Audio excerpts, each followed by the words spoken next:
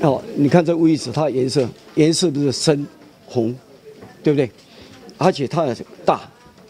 台湾的像乌鱼子越大越贵，现在乌鱼子大的乌鱼子比较少了，这越来越贵。好，现在一般像这种东西就蛮不错的啦。好，以前都有比这还大的。哦，这个巴西子，巴西的比较小，卵比较小，会细啊，软啦，嫩。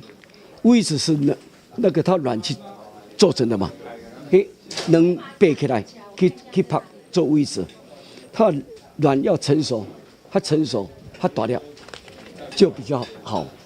哦，你算它大地，乌鱼子大地就好了，不是讲小地就较歹了，就这样分别了，越大越贵了。啊，你不要去买的人家存货的，白白的没有颜色，这叫存货，这个不要买了，美胖了。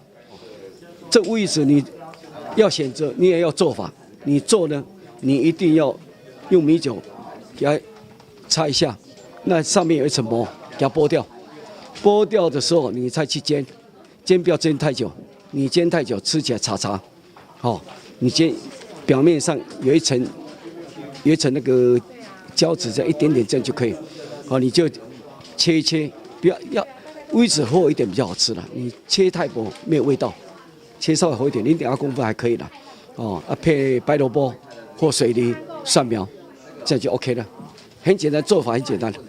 要功夫一点的话，要好吃一点的话，吼，你这个米酒加一点糖，米酒加糖泡着，那个我们那个餐厅纸有没有？哦，用丝来给它包起来，腌一天后你再吃，它就有一个味道，好像那个米手的味道，就比较好吃。好，一般餐厅那些都没有的，这是我们私人吃的才有这样做。